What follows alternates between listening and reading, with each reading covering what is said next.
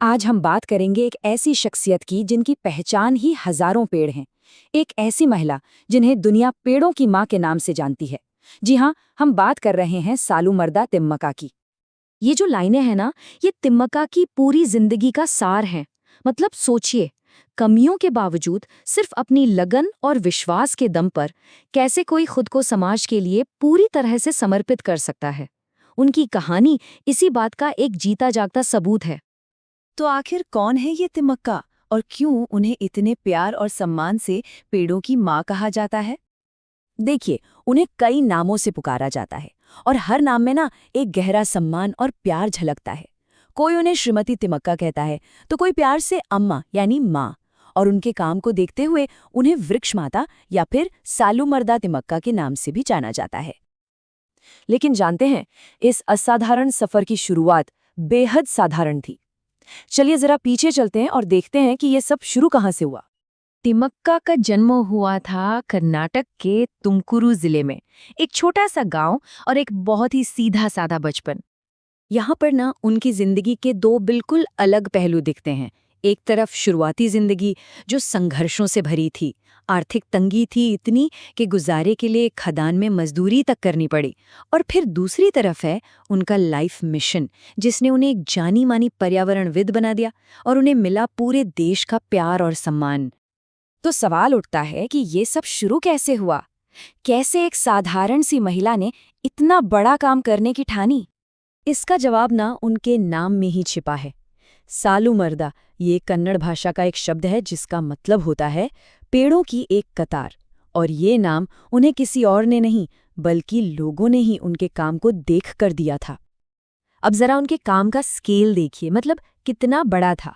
कहानी शुरू होती है एक हाईवे से जो करीब 45 किलोमीटर लंबा था, और इसी एक सड़क के किनारे उन्होंने अपने पति के साथ मिलकर एक दो नहीं पूरे 385 बरगद के पेड़ लगाए। सोचिए जरा, 385 पेड़, वो भी एक एक करके। और ये कोई एक दो साल का काम नहीं था, ये 80 साल से भी ज्यादा की मेहनत थी। एक पूरी जिंदगी की तपस्या। बात सिर्फ उस हाईवे की भी नहीं है। अपनी पूरी जिंदगी में उन्होंने अलग अलग जगहों पर 8000 से भी ज्यादा पेड़ लगाए और बच्चों की तरह उनकी देखभाल की। 8000 पेड़, ये आंकड़ा ही अपने आप में एक कहानी है। तो इतने दशकों की मेहनत का नतीजा क्या हुआ? क्या असर पड़ा इस हरी भरी विरासत का? इसका असर आज भी हम देख सकते हैं। वो हाईवे जो कभी एकदम बंजर और सूना हुआ करता था, आज उन्हीं के लगाए पेड़ों की वजह से खूबसूरत हरा भरा रास्ता बन गया है।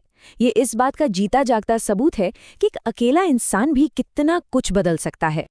और दशकों की इस निस्वार्थ सेवा को आखिरकार देश ने भी पहचाना।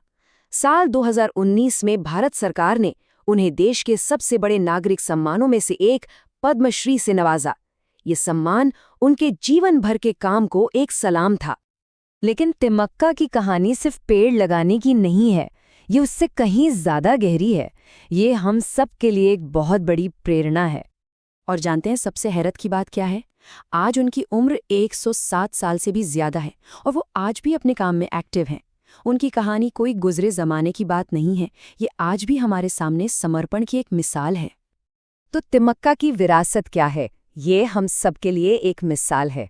उनकी कहानी ये साबित करती है कि अगर इरादा पक्का हो तो एक अकेला इंसान भी कितना बड़ा, कितना पॉजिटिव बदलाव ला सकता है। वो निस्वार्थ सेवा की एक पहचान है और आज भी पूरे भारत में पेड़ लगाने के कार्यक्रमों के लिए एक बहुत बड़ी प्रेरणा है। तो आखिर में ये कहानी हमें एक सवाल के साथ छोड़ जाती है, वही सवाल जो तिमक्का की पूरी जिंदगी हमसे पूछती है। एक अकेला इंसान समाज के लिए क्या कर सकता है? और शायद उनकी कहानी यही बताती है कि इस सवाल का जवाब हम सबके अंदर ही है।